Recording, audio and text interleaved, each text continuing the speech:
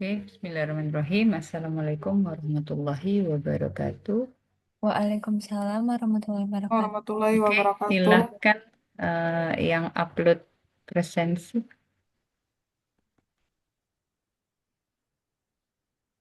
Sudah?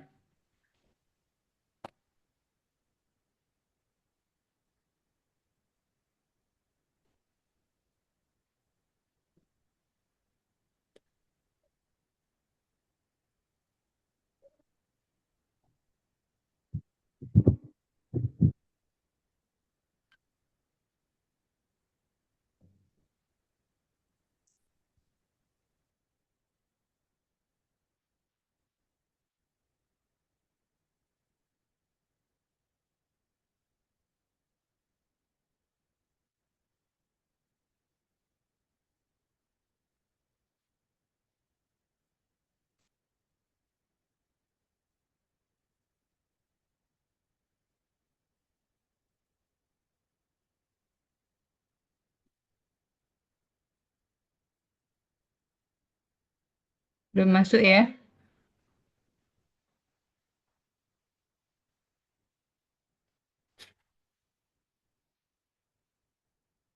Oke, sudah siap.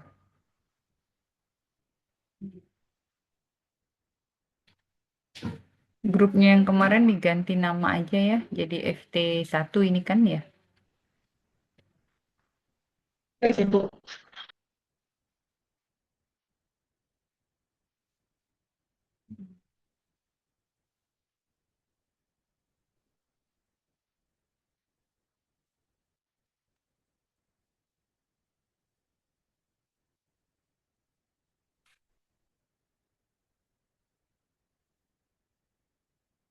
Apa kemarin?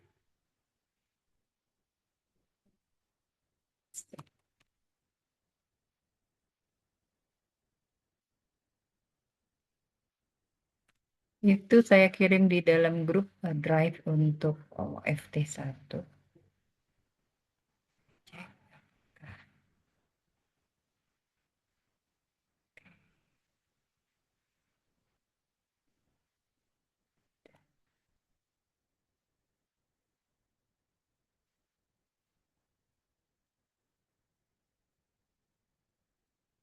Sudah dapat diakses.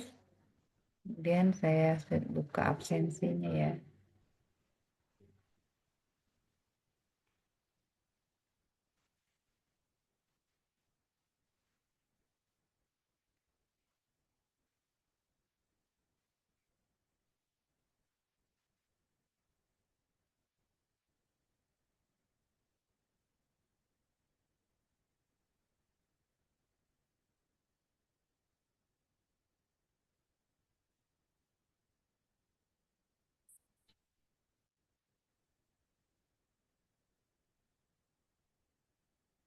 Belum ada ya? Belum ada. Coba lihat.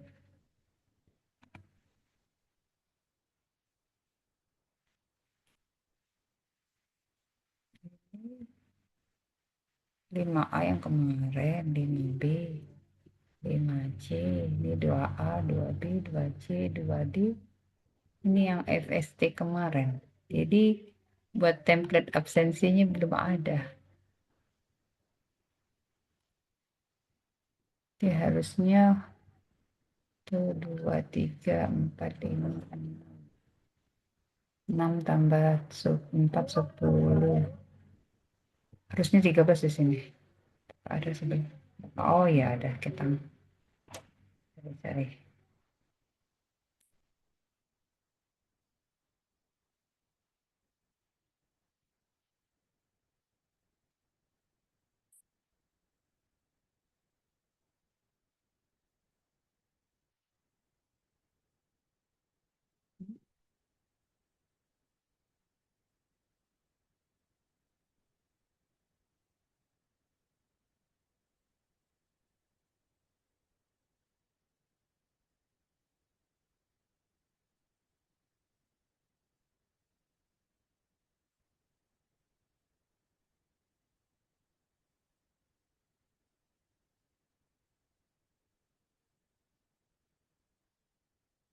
Oke, udah bisa absen ya.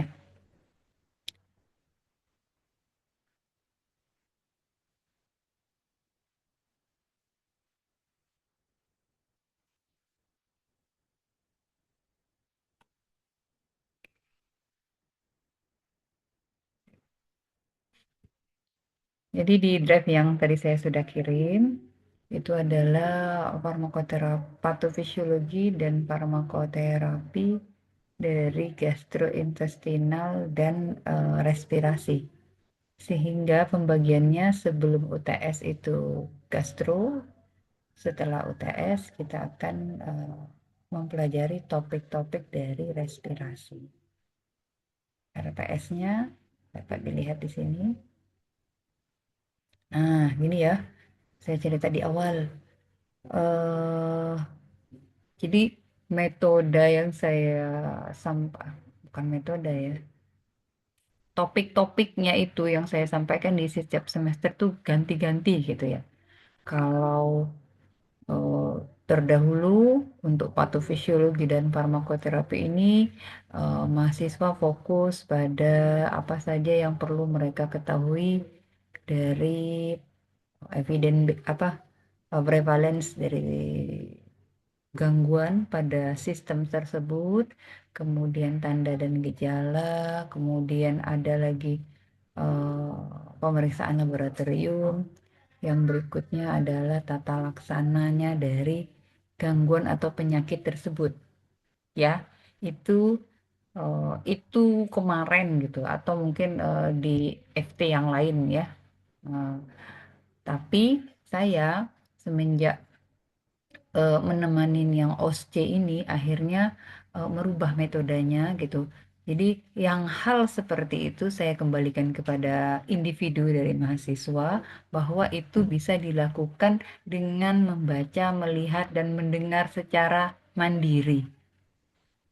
Ya, itu ya, beda ya. Nanti kalau ada hal-hal yang ragu, yang terasa ingin didiskusikan atau eh, merasa perlu perlu diskusi tadi ya, karena membaca dengan memahami mungkin ada hal yang belum ketemu jalan jembatannya, itu bisa langsung ditanyakan nanti di pertemuan kita. Namun di semester ini karena ini kan kelas transfer ya, dia tuh cepat, habis itu mungkin kira-kira semester ini atau semester depan udah dibagikan peminatan tugas akhir kan ya. Yang sekarang kita itu bentuknya berbeda dari tahun-tahun sebelumnya, tahun-tahun terbelakang. Jadi baru tahun ini tuh bentuknya project. Project langsung apakah menjadi produk publikasi ataupun produk yang dapat digunakan dalam pengabdian yang didiseminasikan. Ya, apakah diseminasinya nanti dalam bentuk,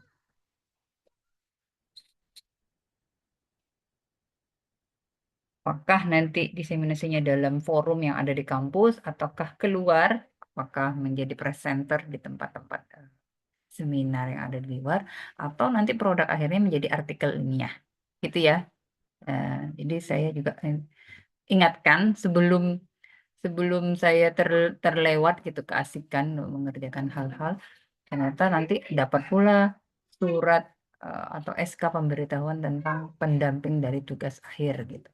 Saya kasih tahu dulu bahwa metodenya berbeda dari tahun sebelumnya. Oke? Nah, jadi ini RPS-nya sudah ada di dalam Drive. Saya sangat suka sekali kalau masing-masing individu membaca. Kemudian di sini ada beberapa materi, walaupun sebenarnya kalau untuk materi ini saya menggunakan bukunya yang saya gunakan, yaitu sini saya tulis buku. Di sini ya, ini pustaka yang saya gunakan. Oke. Ibu, maaf Ibu, layarnya masih di sepada Ibu. Gimana? Layarnya belum berubah ke tampilan Ibu, masih di sepada. Oh, oh, gitu ya. Sorry, sorry, sorry, sorry. Oh, tadi memang share pada doang. Sorry, sorry. E-Drive. Ini udah masuk? Udah, Ibu. Sudah, Ibu. Oh iya, siap. Jadi RPS-nya, kita buka dulu ya. Jadi ini tadi sudah saya FT1 ya, karena ini kalian tuh ketemu sama kurikulum baru. Jadi di kurikulum lama FT1 tuh di semester ganjil. Cuman karena kalian masuknya di ganjil ya, jadi kalian dapat FT1 ini di genap. Gitu. Kem- Maksudnya di genap kalian ya. Ini masuk semester kedua, ketiga? Tiga rasanya ya. Dua, Ibu. Kedua? Iya, semester dua, Ibu. Oh iya. Semester dua kan masuknya ganjil. Ganjil kan mulai dari anatomi dan EWST, ya kan? Kemudian baru digenap kalian dapat farmakoterapi. Tuh. Jadi tinggal satu semester lagi ya. Kan tiga ya? Oke, berarti nah mulai dari sekarang nih. Oh, mulai dari sekarang nih ngincer mau ngerjain apa untuk proyek diseminasinya. Gitu. Apakah lebih tertarik pada bagian gastrointestinal dan respirasi, ataukah lebih minat untuk mengulik tentang kardiovaskular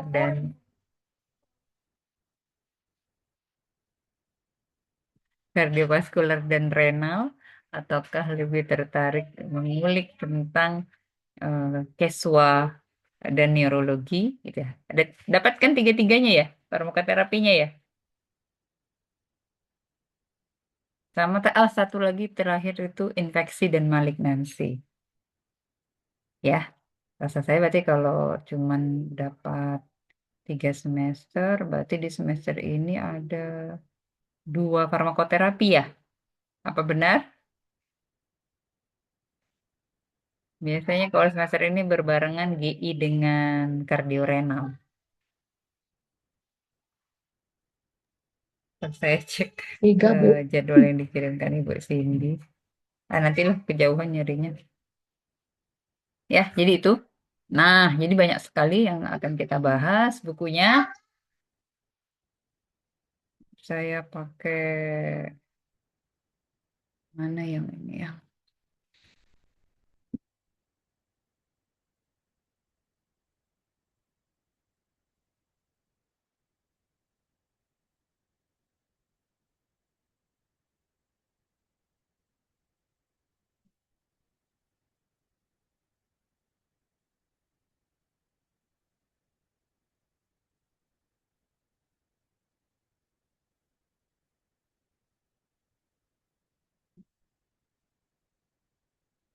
Karena bukunya itu sama, jadi saya nggak copy-copy di folder lagi.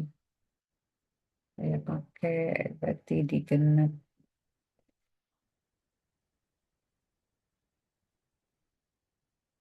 Wih,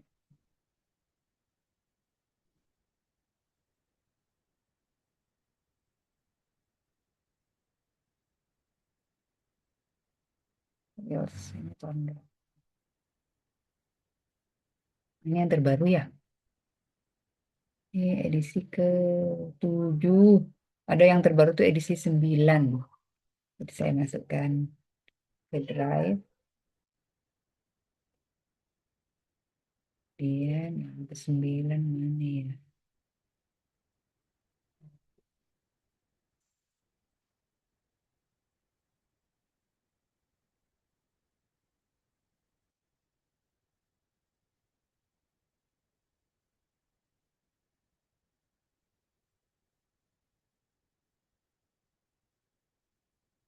Nanti saya kirimkan ya. Kelamaan nanti saya carinya.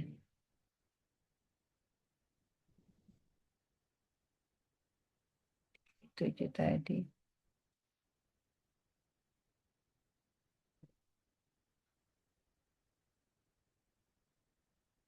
Hmm. Kenapa tidak ada di ganjil? Hmm. Hmm.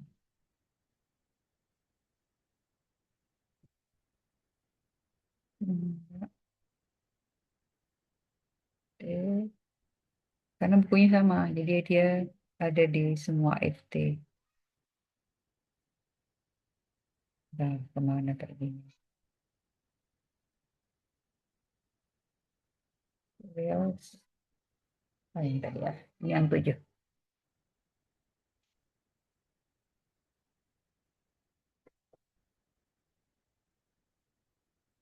Kok buka di sini ya? Enggak buka di Nero.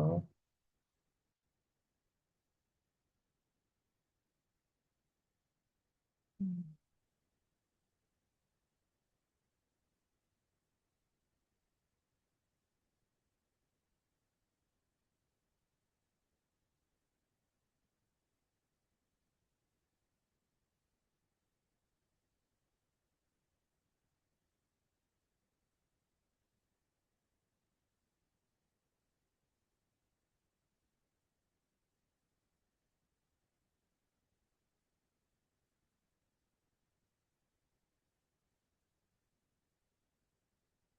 Uh, yang buku besarnya saya gunakan di Piro.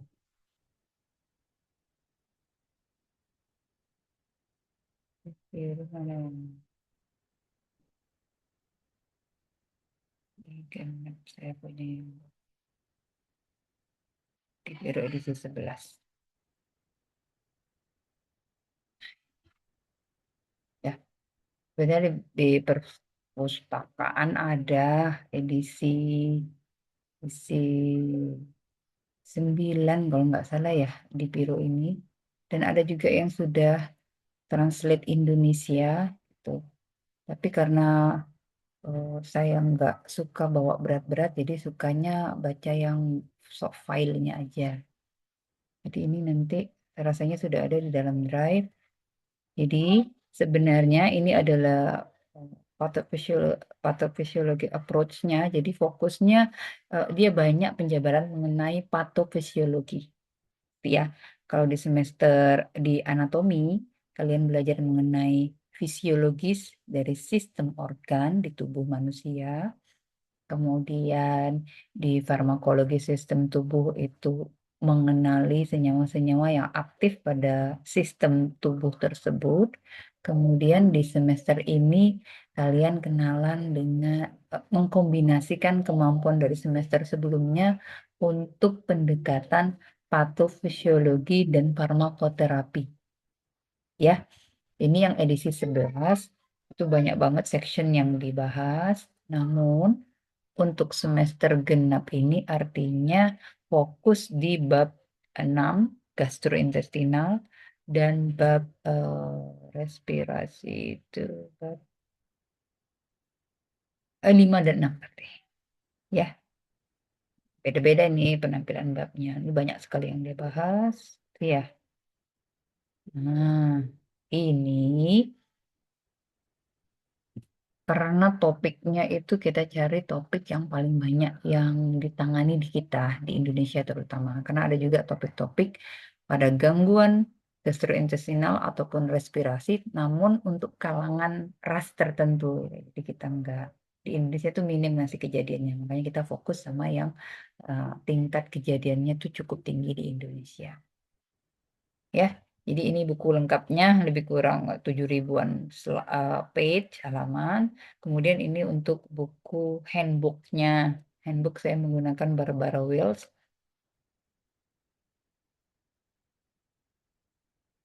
Sebenarnya banyak buku kecil-kecil gitu yang karangan Indonesia juga boleh digunakan. Biasanya kalau buku kecil-kecil tuh pasti dia pakai buku ini sebagai rujukan. Wills juga di bab 5 dan respirasi itu di bab 15. Itu ya. Nah, kalau coba kalian lihat bahasannya. Mulai yang paling sederhana ya konstipasi diare, kemudian apa reflux gastrofageal, kemudian ada juga IBD atau inflammatory bowel disease, kemudian ada juga peptic ulcer gitu ya. Itu yang angka contohnya seperti peptic ulcer ini yang angka kejadiannya masih cukup tinggi tuh di Indonesia karena masih termasuk negara berkembang. Ya, nggak tahu nih dengan kondisi saat ini Indonesia ini masih berkembang atau nanti di bawah berkembang pula. Oke, itu bahasan di gastrointestinal. Kemudian bahasan di respirasi ya juga fokus nih. Kalau di handbook cuma 3 aja nih yang diangkat ya. Sedangkan kalau di farmakoterapi patofisiologi approach-nya untuk di 5 ya. Di respiratory cukup lumayan banyak.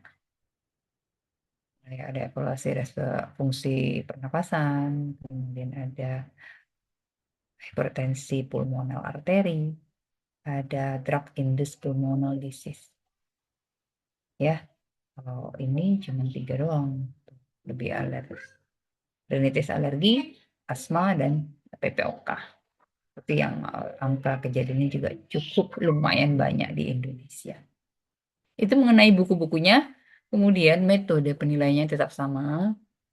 Kita punya jatah 10% buat presensi. Ya, 10% ini nih juga nih, dia nggak besar, namun ketika dari 14 kali pertemuan cuman ada 3 atau 5 itu agak krusial juga dalam penilaian. Kemudian ada tugas. Nah, tugasnya semester ini enggak. Semester ini masih tetap kelompok 2, tapi pengerjaannya tetap individu. Ya, karena udah makin naik semester, individualisme itu makin diperhatikan untuk meningkatkan jam terbangnya dalam pembahasan-pembahasan dari setiap topik yang akan kita lakukan dalam pertemuan dalam semester ini. Oke, kemudian RPST di mana ya? Oke.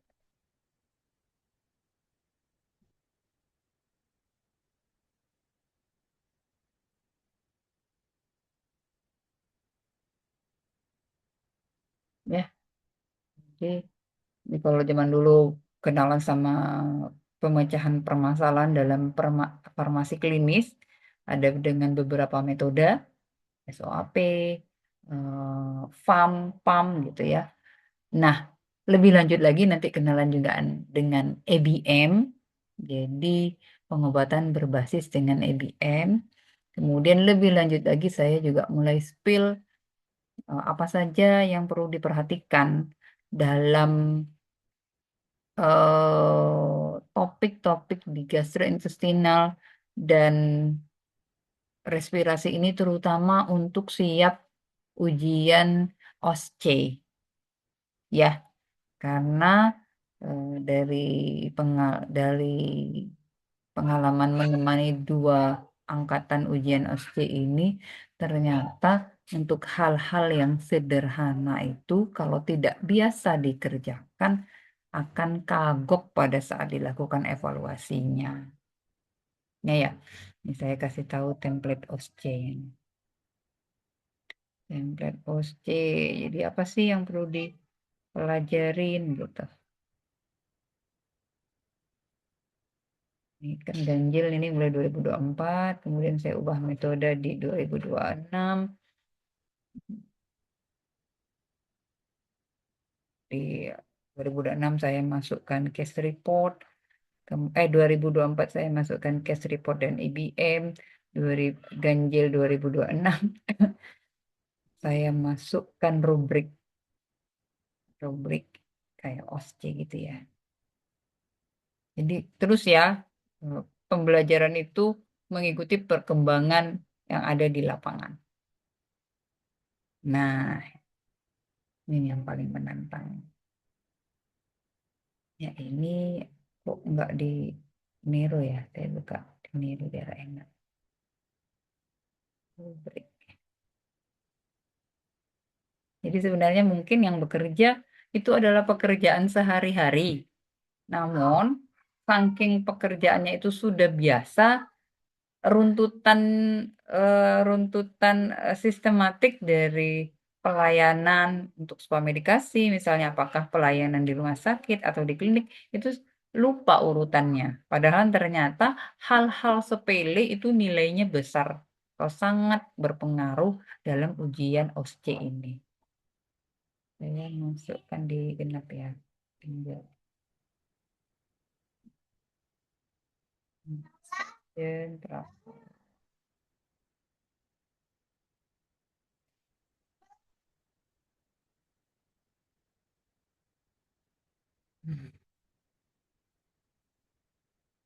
Ya. Ya. Jadi karena jadi adalah satu pertemuan satu dua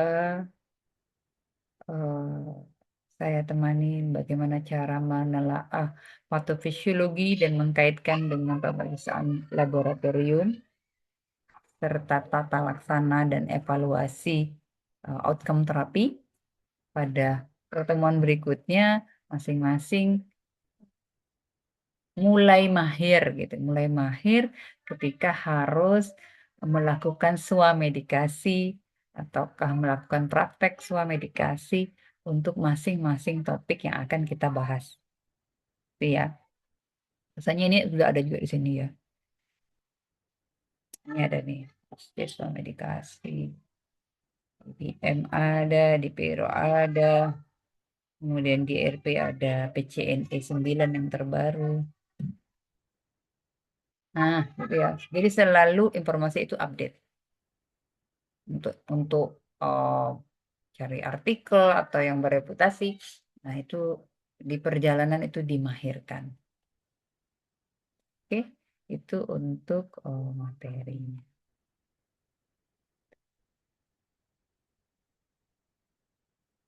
Ini yang paling ini loh, saya kasih tahu.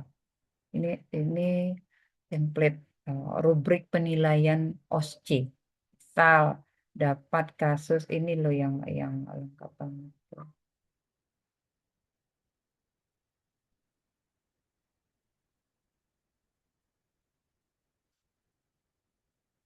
Nah, ini nanti soalnya seperti ini.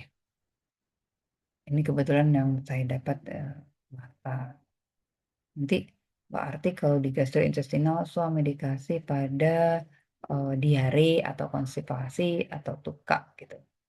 Kemudian nanti dibikin skenario pasien. Kemudian yang perlu kalian perlu perhatikan, jadi kalau kandidat yang kandidat eh, kandidat mahasiswa yang akan ujian OSCE itu dia cuma dapat soal ini aja nih. Ini dia cuma dapat ini doang, dapat berapa poin. Sedangkan di template yang penilaian itu dalam satu file bundel soal tersebut dalam masing-masing station ya. Jadi kalau kalian pernah eh, lihat-lihat video atau reels atau yang lewat tentang pelaksanaan OSCE itu. Jadi OSCE itu ada 10 station yang mana ada satu station istirahat, artinya ada 9 station materi yang di sana kalian akan dievaluasi mengenai kemampuannya di bidang farmasi, apakah di teknologi, apakah di handling obat, ataukah di swamedikasi ataupun di farmakoterapi dari obat. Itu ya. Jadi masing-masing peserta tuh nanti di ruangan di depan ruangan itu dapat soal, kemudian masuk dalam ruangan, di dalam ruangan tersebut sudah tersedia peralatan yang berguna kecuali dia dinyatakan tidak berguna. Ya, apakah ada jas lab, apakah ada handscoon, apakah ada masker gitu ya. Itu disediakan. Jadi semua yang ada di dalam ruangan itu berguna kecuali dinyatakan dia tidak berguna. Makanya di OSCE itu ya perlu sekali latihan atau simulasi terus-menerus agar terbiasa.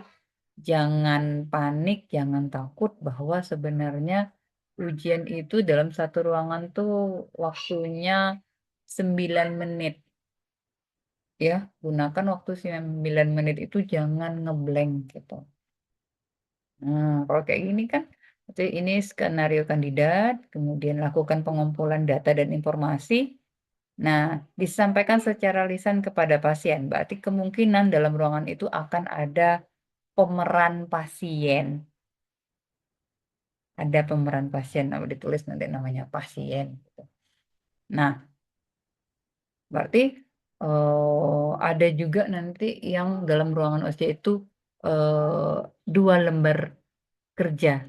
Misalnya untuk mengumpulkan data informasi pasien ada lembar kerja pertama, ada lembar kerja kedua itu bisa jadi diserahkan setelah lembar kerja satu dikembalikan kepada pengawas atau penguji di dalam ruangan. Nah, yang kejadian di lapangan, saking fokus dia sama baca soal itu ya, eh, dia tuh nggak segera mengumpulkan lembar kerja pertama sehingga dia tidak punya nilai karena tidak sempat mengisi lembar kerja kedua. Ya, makanya kan tulisannya seperti ini ya. Ini penguji, penguji diam aja. Kemudian, oke. Kemudian template penilaian yang seperti ini. Tadi nih pengumpulan data dan informasi. Apa yang kamu kumpulkan itu dari, misalnya kalau soal di sini tadi, nomor 1 tadi adalah secara lisan, berarti lisan kalian kepada pasien itu dinilai.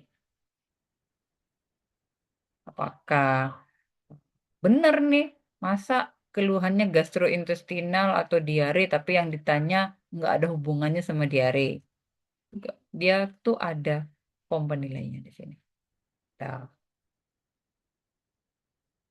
ya, kumpulan data dan informasi dari pasien, dan ini skornya gitu loh.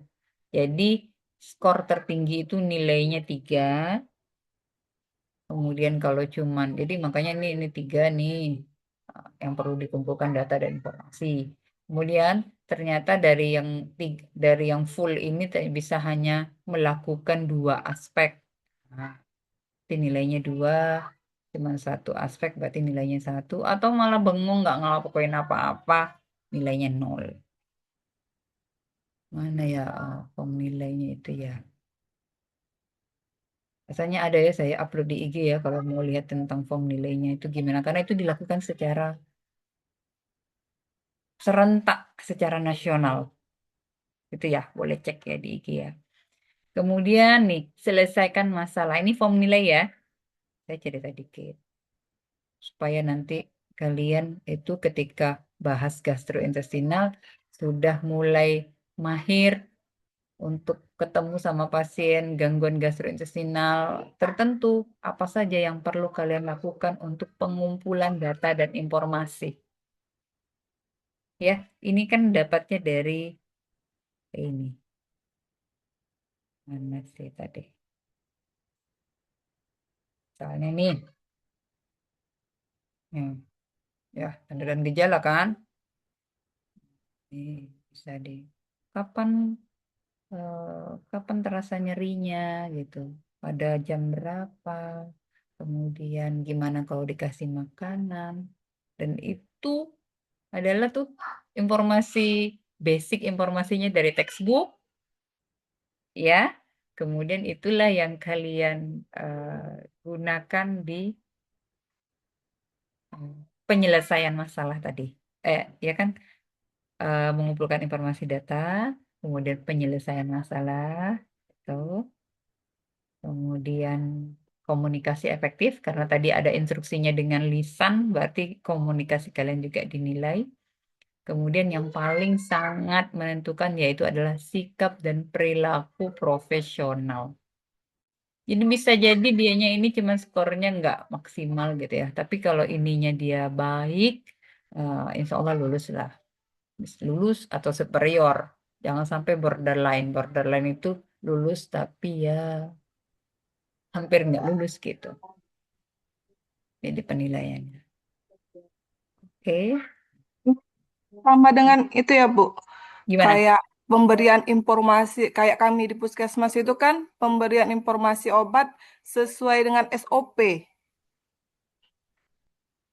Iya, itu kemarin. Jadi kan yang biasa ya di puskesmas itu yang dilakukan itu diurutkan. Misalnya nanti ada nih skenarionya pemberian obat gastrointestinal di puskesmas. Nah, itu urutannya tuh Bu, nanti Berarti dimintai. data pasien ditanya dulu gitu kan, Bu? Iya, ceknya ya kan cek kan nanti salah Iya, kasih iya. pasien loh. Kan itu tingkat profesionalnya. Bahkan kemarin itu yang agak ininya saya. Karena apa saya tarik ke farmakoterapi akhirnya? Karena nanti misalnya PKPA gitu ya, nggak semua orang tuh dapat di rumah sakit, nggak semua orang dapat di puskesmas misal, atau nggak semua orang itu dapat di industri gitu, sehingga kemampuan-kemampuan tersebut tuh ada didapat oleh seorang ini, tapi nggak orang ini nggak dapat gitu. Makanya saya tarik aja lah, udahlah. Toh deg-degan juga Bu nemenin yang ujian ini, soalnya itu kayaknya tuh mungkin suasananya ujian, kemudian entah apa gitu ya faktornya. Namun kalau terbiasa menurut saya sebenarnya itu adalah pekerjaan rutinitas farmasi ya. Cuman dimintai eh, memperagakannya, mensimulasikannya dengan benar. Itu aja sih intinya saya lihat. Itu ya. Nah, ini yang suami dikasih. Kemudian ada lagi kemarin ini yang contoh apa ya?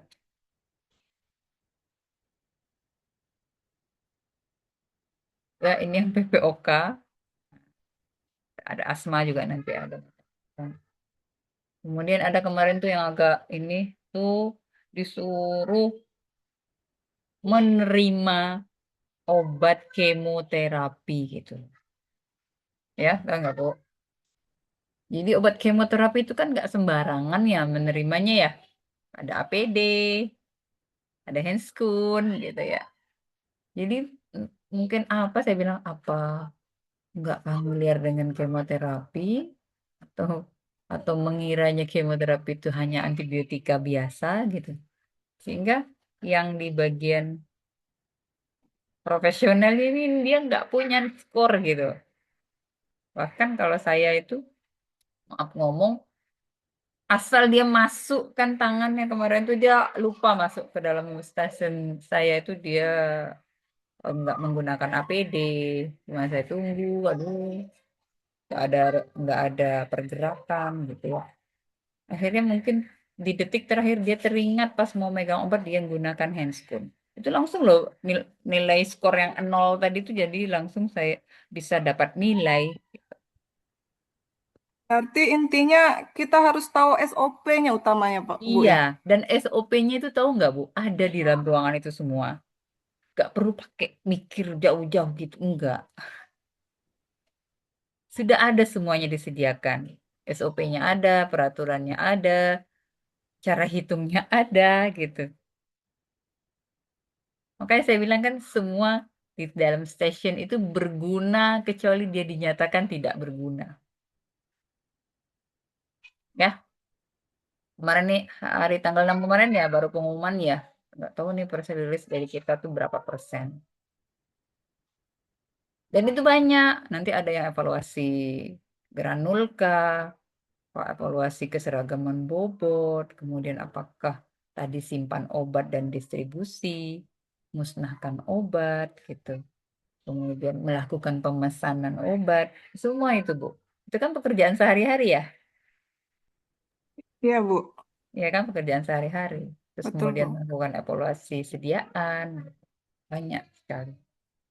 Jadi rasanya kalau itu adalah pekerjaan sehari-hari dan mengerjakannya sendiri, eh, tahulah gitu, adalah ilhamnya gitu. Nah makanya mungkin karena kita baru dua semester nih yang ujian OSCE, jadi makanya lah akhirnya saya jangan sampailah kejadian seperti kemarin, makanya saya tarik ini Bu ke farmakoterapi.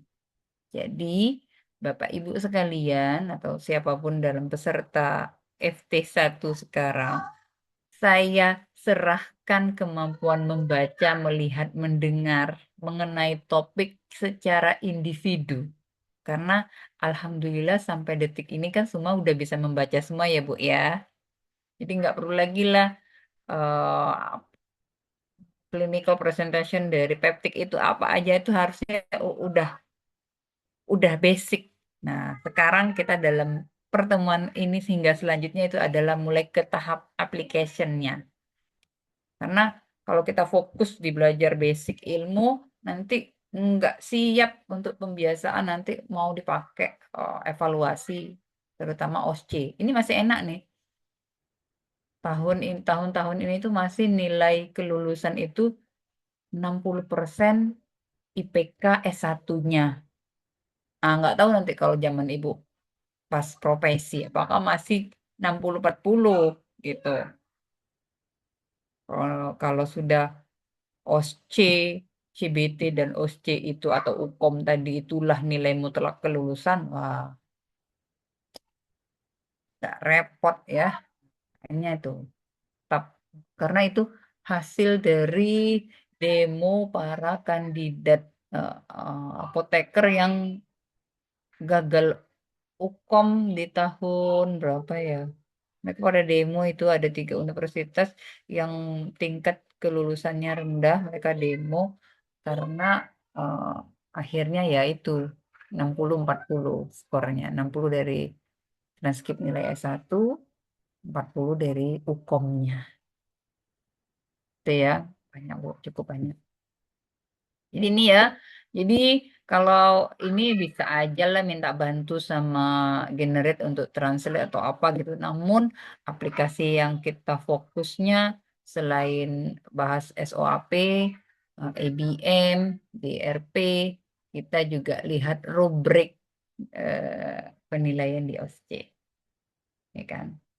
Kalau ini karena adalah bentuk soal ya, master soal, makanya bentuknya gini. Sampai dikasih tahu bahwa di ruangan itu perlu meja, kursi, ada pemeran standar gitu. Itu semuanya ada dan semuanya itu berguna. Tinggal tinggal memperagakan, makanya kan OSCE simulasi. OSCE apa sih panjangan si OSCE ini kemarin tuh? The obstructive, OSCE struktural, C-nya komprehensif simulasi apa ya OSCE ya? Nah, OSCE disingkatnya. Station. Jadi semua kiblatnya ke sana, mau praktikum, mau yang pelayanan gitu, akhirnya ditarik ke sana. Jadi fokusnya gini doang, Bu. Nah, jadi gini ya. Oke, saya kembali ke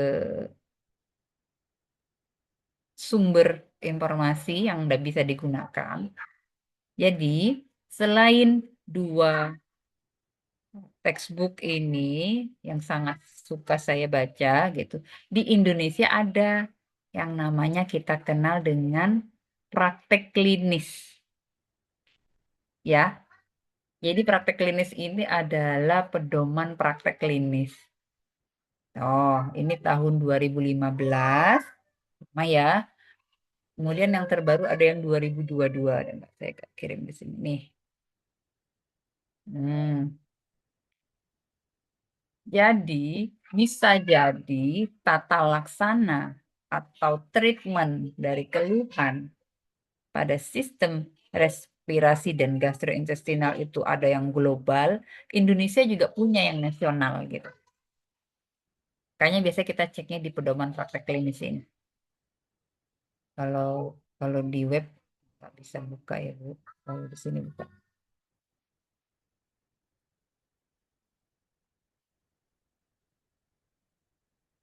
Di web susah nyarinya.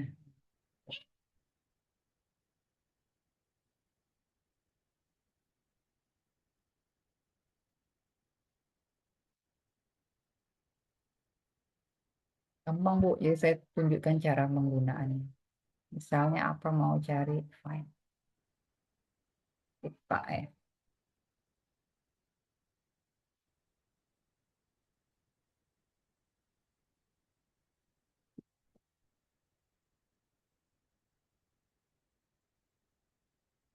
Jadi kenapa masih saya tunjukkan yang 2015? Karena yang terbaru tuh updatean. Jadi ada juga materi apa yang lama-lama tuh nggak disebutkan. Artinya dia masih lihat ke pedoman yang lama.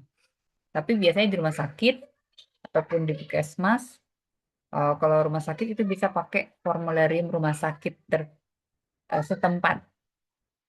Atau kalau rumah sakit, rasanya semenjak ada akreditasi rumah sakit ini, rumah sakit tuh udah punya formulasi formulasi rumah sakit masing-masing, ya.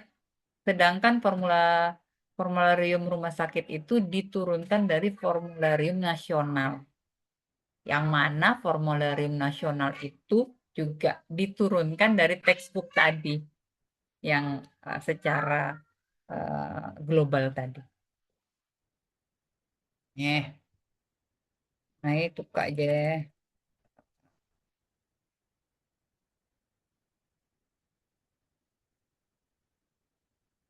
Ya.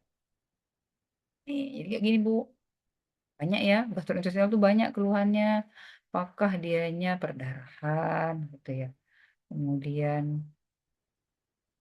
apakah sampai perforasi, biasanya perforasi ini komplikasi dari si tukak tadi gitu ya. Banyak. Nah, jadi ini sebenarnya bisa dijadikan untuk bahan pelengkapan dari identifikasi masalah atau penyelesaian dari ini.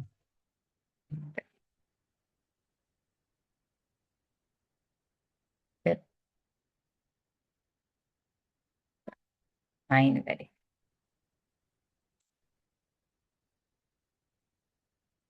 Ya, jadi bisa gunakan dari buku ini. Apa saja yang perlu diperiksa, ya ini apa ya, dari isi itu. Kan ada tata laksananya di sini. Permintaan khususnya, kemudian tata laksana atau rencana, kapan dia dirujuk. Di sini, nih, apa yang respirasi, BPOK.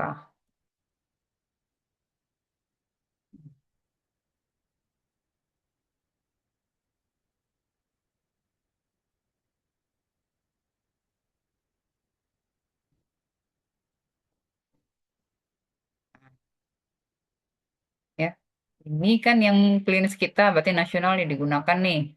Berarti bisa dicocokkan dengan sini, PPOK yang ini.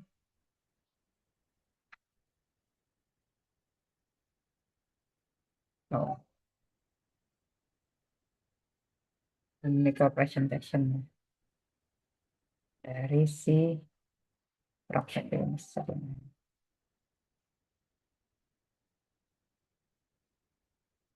Oh, oke Bu, jadi lihat gitu nggak.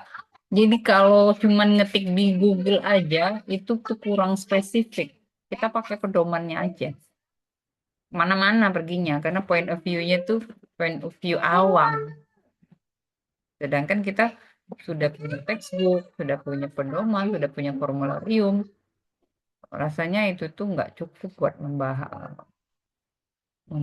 membahas dari materi yang akan diselesaikan. Oh, ada lagi respirasi, ada tabelnya nih kadang. Spironya, foto torak, ya ini berarti ini masuk ke penyelesaian masalah nih. Tuh, ada indikator, banyak Bu. Ya, jadi di dalam Drive itu sudah ada materinya. Untuk lihat materi berkiblat dari RPS, namun fokusnya di gastrointestinal dan respirasi. Kemudian cara melihatnya dengan teropong berbeda gitu, nggak fokus di basic informasi. Saya ingatkan lagi, basic informasi dilakukan secara mandiri dan individual. Kita maju lagi selangkah dengan teropong yang berbeda menyelesaikan permasalahan dalam farmasi klinis ini. Oke, habis ini ada pertanyaan mengenai farmakoterapi? Kelompoknya tetap yang itu aja ya, nggak usah jadi jadi bertukar-tukar kelompok atau apa. Karena sebenarnya kelompok itu hanya untuk topiknya aja, tetap dikerjakannya secara mandiri.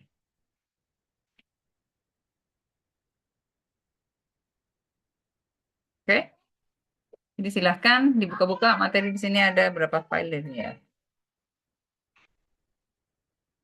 26, ada 26 file, silakan dibuka-buka, dibaca. Apakah bisa menjadi pertanyaan? Ataukah mau mulai dari mana mencicilnya mengenai gastrointestinal dan respirasi? Siap ya, Bu? Habis ini semester 2, semester 3 nanti ada 2 FT lagi, mungkin akan ketemu juga dengan KKN, tugas akhir gitu. Itu bisa digunakan. Nanti jadi sekarang nih udah nyenter-nyenter nih. Mau riset apa? Apalagi yang tidak bisa meninggalkan pekerjaan. Tapi saran saya ketika melakukan riset itu jangan evaluasi penyimpanan obat. Kenapa? Karena nggak bisa si peneliti melakukan evaluasi atas pekerjaannya sendiri atau pekerjaan sejawatnya atau pekerjaan orang setingkat di atasnya itu nggak mungkin. Evaluasi itu kan dilakukan oleh eksternal atau tingkat yang lebih atas daripada yang dievaluasi. Kalau yang mengevaluasi yang bawah ya udah mentok, etiknya kena, nggak mungkin dia mau koreksi atasan gitu kan. Nah, itu sih saran saya. Jadi tinggalkan yang karena kemarin terakhir itu kita ini sekarang fokus risetnya ke prospektif gitu. Yang langsung, yang konkuren gitu. Yang langsung dikerjakan, yang ada dampak terukurnya, kemudian yang dilakukan intervensi. Yang dilakukan intervensi, kemudian diukur dampak dari intervensi tersebut gitu. Itu udah berarti udah naik tangganya itu. Bukan eksplorasi riset dasar tapi mulai ke tangga selanjutnya dari riset. Karena kan memang sekarang ya sudah mulai ngincer-ngincer ya. Tapi ini loh kabar baiknya. Metode tugas akhir baru ini dia itu bertim. Boleh tahu contohnya Jangan gimana, Bu? bertim gitu. Misalnya Bu Waldani tim sama Maimunah gitu. Topiknya apa? Nggak, Tapi bukan contoh hanya Bu Waldani aja yang ngerjain, Maimunah follower enggak. Itu punya tanggung jawab masing-masing. Bertim gitu loh. Jadi kayak saya itu ada dapat 10 mahasiswa, ada 3 tim gitu. Ada empat tim. Ada 3, 2, 2 gitu. Itu sebenarnya ya usaha kan kalau di publikasi itu kan banyak tuh namanya itu tim riset. Bisa juga saling membantu. Biasanya kalau sendirian nanti ngilang. Kalau bertim itu paling nggak ada yang narik, ada yang maksa untuk menyelesaikan. Itu sih. Tapi kalau saya sih dari dulu memang selalu bertim. Walaupun mahasiswa merasa dia mengerjakan sendiri, tapi topiknya saya samakan. Beda-beda tempat aja. Itu ya, Bu. Kalau Udah nampak ya presentasinya, gambarannya ya. Siap-siap ya, Sep. Ibu Mulai nih, kalau presentasinya itu ngincer-ngincer mau apa. individu ya, Bu? Gimana? Kalau presentasinya itu individu ya, Bu? Iya, soalnya Septi kelompok sama Maimunah gitu. Topiknya mungkin Tuka, namun Septi point of view yang lain, Maimunah point of view yang lain. Itu latihan. Ya, jadi silahkan nanti dibaca mengenai SOAP ada ya di sini ya. SOAP tadi ya. Nih, di sini. Kemudian berikutnya ada DRP-nya. Di sini ada DRP-nya juga ya. Di sini ada SOAP, ada DRP. Kemudian lanjut ke IBM. Kemudian nanti baru kita mulai nyicil-nyicil di sini. Di simulasinya. Nah, kalau ketemu sama pasien PPOK, gimana suami dikasih untuk pasien asma, gimana cara ngajarin make eh, apa? Pakai Inhaler. pakai inilah apa ya itu judulnya tuh istilahnya tuh device, nah respiration device-nya tadi Oke? Nah, jadi jangan merasa berat, namun karena memang tuntutannya seperti itu, makanya dicicil dari sekarang kompetensi-kompetensi yang diharapkan dimiliki oleh setiap farmasis. Gitu ya. Saya senang kemarin dapat kabar, Bu, kami lulus, kata Alhamdulillah. Padahal setiap saat, setiap prosesnya dia selalu minta, Bu, macam mana ini? Bisa, saya bilang. Karena dilihat dari ujian OSCE yang dilakukan itu sebenarnya pekerjaan sehari-hari. Cuman ya harus membiasakan aja. Oke? Sudah ya? Siapa yang foto? Nanti dulu. Di kelas ini ada Aditya ada? Masuk Aditya malam nih. Ilham? Karena kemarin saya dititipi bapaknya. Aditya itu, Bu, kalau nggak kuliah lapor aja sama saya langsung. Nah, mana anaknya? Nggak masuk di hari ini, Bu. Nggak masuk, berarti langsung lapor.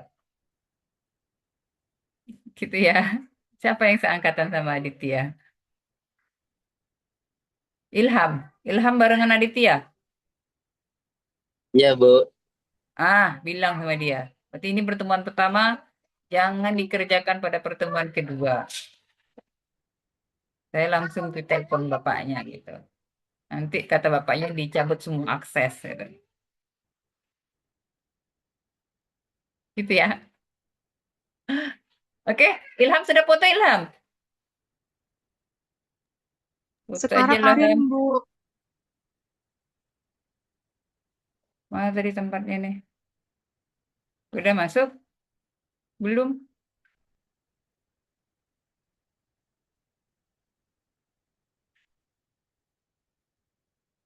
Oh, cuma diminta apa? Sudah masuk, Ham? Ibu, tadi kan uploadnya jam 8, jam 7.07. Gimana? Rim? Tadi kan uploadnya kan lewat jam 7.07, Ibu. Nanti ini logoutnya jam 8.07 juga ya, Bu? Ntar.